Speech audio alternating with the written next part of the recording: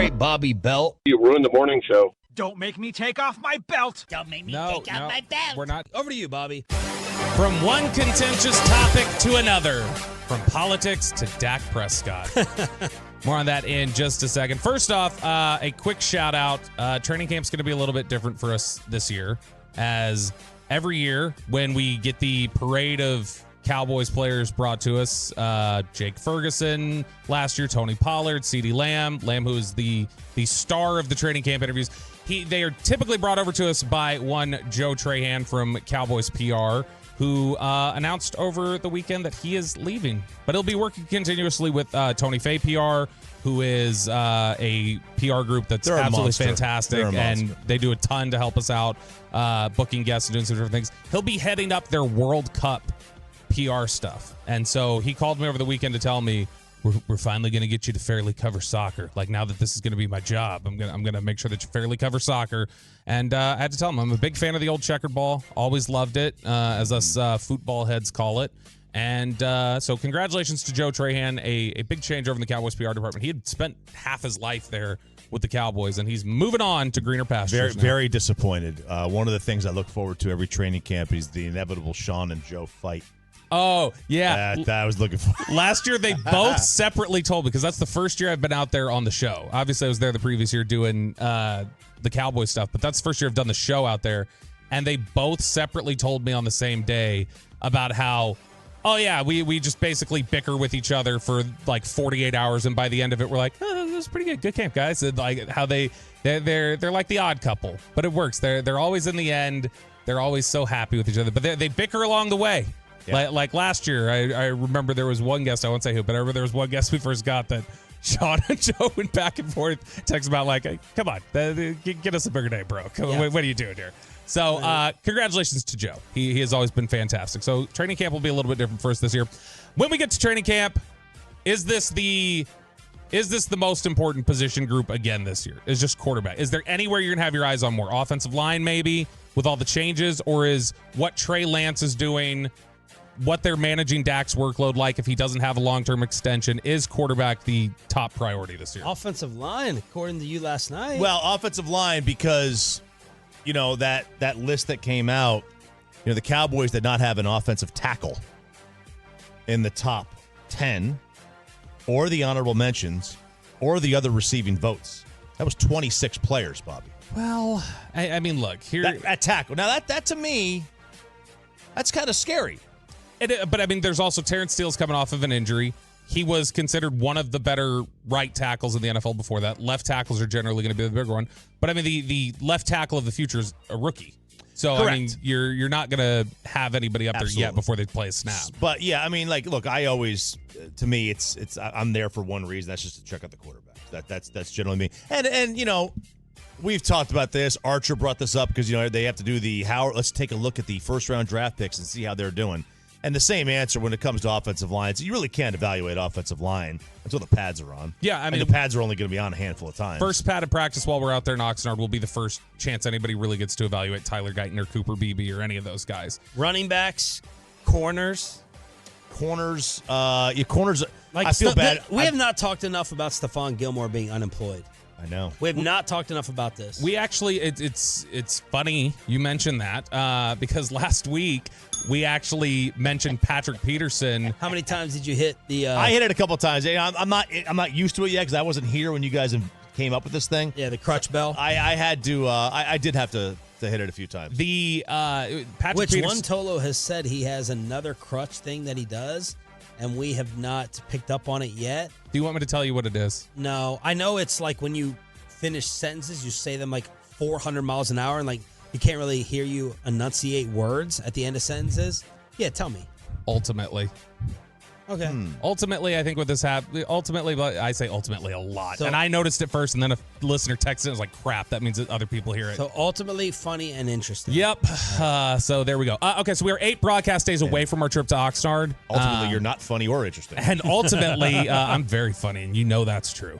We're going to do a position-by-position inventory of the Cowboys roster as we head into training camp. Oh, baby. And take a look at the guys currently on the roster, who's on the bubble, expectations, overall confidence in the group. And we'll start off today, unlike ESPN, which is no idea how they're going to stack their quarterback rankings and where to drop that in a content drop. We're going to do quarterbacks first today, and then we will run down the position groups all the way leading up to Oxnard. So with quarterbacks, one of the things that I was looking at yesterday, I wanted to see, okay, what exactly has been the investment? And I think you could make an argument that out of contending teams, there's nobody who's invested less in terms of initial capital into their quarterback position, and nobody who's invested more financially after the fact. Because the initial investment, the Cowboys, they're 3 quarterbacks, which I think we all believe in a spot start Cooper Rush and Trey Lance could probably win a game for you in a spot start. We know Cooper Rush We know Cooper Rush We've can. seen it. Yeah. And Trey Lance, I would imagine you could probably create an atmosphere that allowed for him to bust drive for you at the very least. And they've gotten that. They've got 3 capable quarterbacks potentially by investing a 2016 fourth in what they used on Dak, a 2024 third, what they traded for Trey Lance, and an undrafted pick in Cooper Rush. Their cumulative cap hit this year, those 3 players, that quarterback room is 24.9% of the Cowboys cap this year. Wow. They are 1/4 of the cap, the quarterback room. Used to be their running back room. Yeah, it used to be. That is by far the highest percentage in the NFL this year. Gosh. Far and away. Because they've let Dak's contract get to this ballooned point. $60 million. They've got another $5 million on Trey Lance. Dak's cap number right now is $55,455,000. Together, the quarterback room is $63 million in cap space that it's taking up. So they have ballooned this cap with the group. When you look at position battles, as much as people would want a Trey Lance opportunity here, especially if Dak isn't locked in long-term, none of these guys are locked in long-term. You don't have any of them under contract after this year. I don't think we're heading into Oxnard with a single battle on the depth chart. I think we head into this year as it's Dak, it's Lance, it's Cooper Rush. And I think the bigger question is, do they want to keep Cooper Rush? Whoa.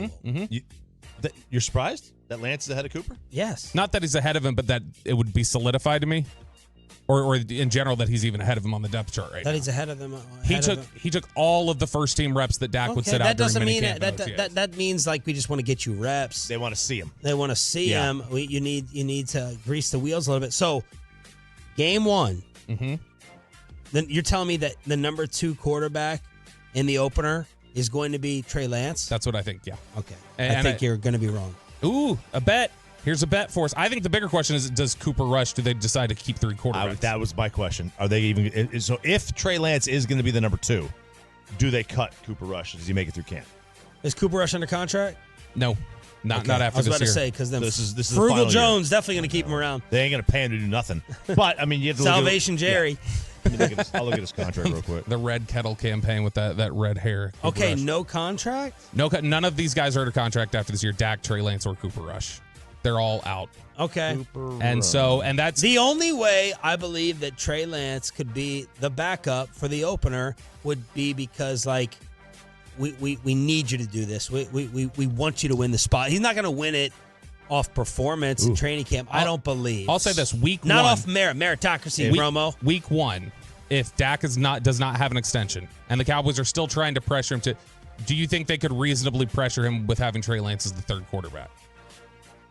Like as any sort of as a negotiating ploy? No, I'm just saying if they, in general, if they were to say, because Dak's side could then say, "What are you going to do?" Yeah, and they would say, "Well, we have this former top 3, but not necessarily that he's better than you, but we have we have a fallback here." And then you laugh. If he can't even beat out Cooper Rush, though, they would then say, "Okay, well, if you have him 3rd, okay, you so don't." then even we're believe talking it. about maybe Lance being the 2 for the wrong reasons. By the way, Cooper's dead cap is $625 if they were to cut him.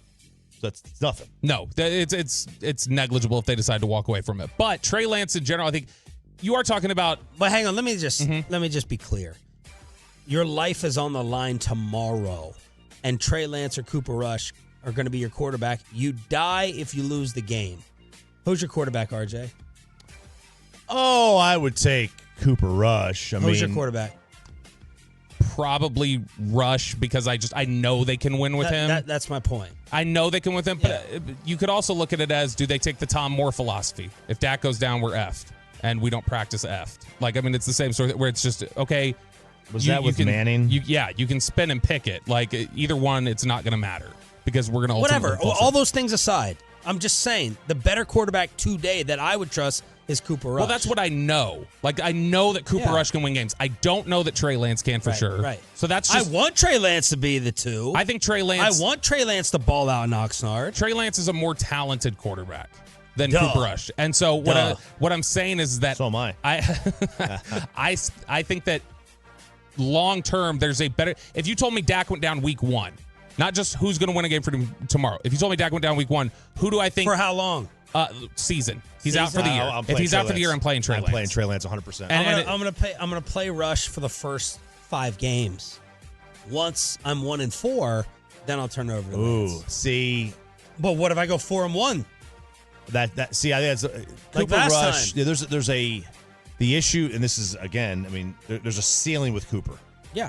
There's no ceiling with Trey Lance. That's why I would play Trey. Because there's no floor either. Well, it's still the wildest stat in the NFL is that Trey Lance, since middle school, has thrown fewer than 500 passes. That's still insane to me. That you're talking about potentially having that as, here's our insurance, as a guy who threw fewer passes than Dak did through like 12 weeks last season.